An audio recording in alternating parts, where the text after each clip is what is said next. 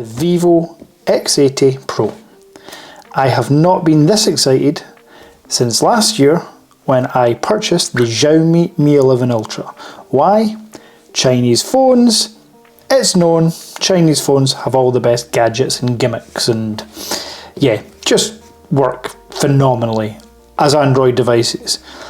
Well, earlier this year I did purchase the Samsung S22 Ultra, and by all accounts this is the #1 phone of the year. Yes, better than the 13 Pro Max, better than any other Android. But let's see what Vivo can do in way of competition to that Samsung. Let's get this bad boy unboxed.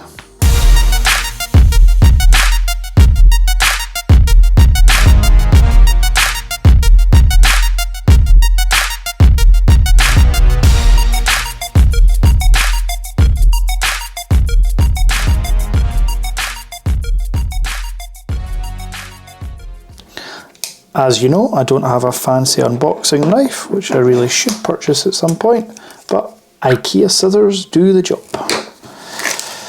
First things first, a fantastically presented box, different from all the rest in that it's a square, a shallower shape rather than that big box, or if you're Samsung or Apple, it's a thin box and still narrow. So I'm expecting good things from this. It's a well-fitted top.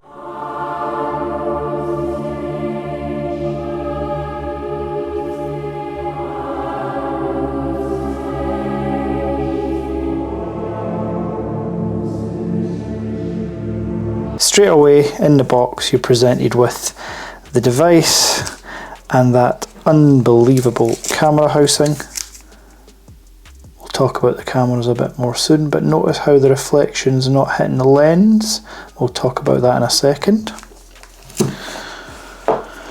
Also inside the box, as I say, being a Chinese phone and looking to offer you as much as possible, we've got a manual. We've got a nice heavy box here, which I can only assume. Oh yes, this is looking promising. Samsung, Google, Apple, take note. An 80-watt fast charger, which is obviously going to be supported with a USB-A to USB-C cable. Now this phone can charge itself from naught to alive in about 40 minutes. Which is about an hour quicker than my iPhone will charge. Yep, I'm not even joking. I'm going to say there's other things in the box too. There's a SIM ejection tool.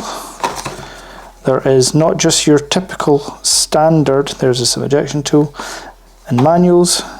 The case included is a nice vegan faux leather that'll protect the back, the bottom, the top. Because it's got curved edges or a curved display, then obviously the side needs to be exposed a bit. But yeah, a really premium case. I talked about this before, but if this was Apple, this case would have cost about 80 quid. So let's just make sure there's nothing else in the box. No, that seems to be us. So again, a really well presented box there from Vivo. Now let's get this phone. Okay, always the best part of opening a new device. Okay, so the global version of the X80 Pro comes in numerous colours.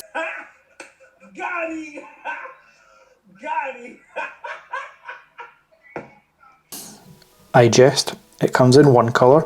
It comes in this cosmic black variant.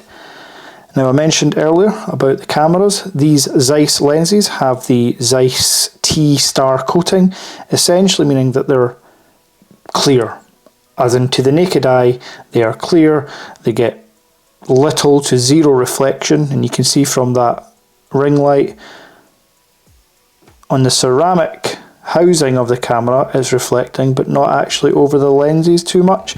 Super impressive.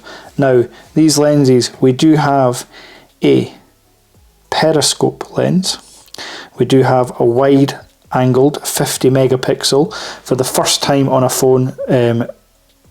I want to say it's Samsung's GNV, that stands for Vivo the V sensor, which produces outstanding results from all the reviews I've seen. Obviously you've got your Zeiss branding there, but it's got the 48 megapixel ultra wide, a 2 times telephoto lens but for portrait, so it's a 2 times telephoto portrait lens which produces outstanding portrait results. Now I mentioned the zoom lens here, it's 5 times optical, 10 times hybrid, and up to 60 times digital zoom. The phone itself, which will have juice, is a 6.78 inch Super AMOLED display with LTPO2 technology. It's actually stated as LTPO3 on Vivo website, so I will say 3, but it's 2, ultimately meaning this is adaptive. It will go from 1 Hz all the way up to 120. In the settings you can choose if you want to lock it to 120, 60, or go for that dynamic. It's a 6.78 inch screen, as mentioned, quad WQHD+, so the best display essentially on the market, along with the Samsung. Size wise, very comparable. As you can see, I'll just open up this device. So yeah, size wise, super comparable. I will say straight off the bat, holding it in the hand ergonomically, both phones feel great. However, the Samsung has those squared off edges at the bottom, so they kind of, again, I don't want to bitch or moan, but they do dig into your hand. Already I've noticed the curved bottom and top, not that you hold your phone from the top, but they are curved edges, so sit more ergonomically in the hand. Now the Vivo will go up to 1500 nits worth of brightness, not quite as good as the 1700 offered by the Samsung, but that's a very quick unboxing and talk about the hardware. Inside, this runs FunTouch OS 12 with the Snapdragon 8 Gen 1 processor. The global variant comes as a minimum 12 gigabytes of storage, and I believe 12 gigabytes of RAM, sorry, and 256 gigabytes of storage. I didn't see an option when buying this to go up to 512 gigabytes of storage. But for me personally, 256 gigabytes is more than enough because I use Google Cloud and that is cheap as chips to use. The SIM tray has dual SIM support rather than expandable memory. But yeah, subscribe to the channel to check out my full review and obvious camera comparisons between this and the 13 Pro Max. That'll be a good one. Bye bye.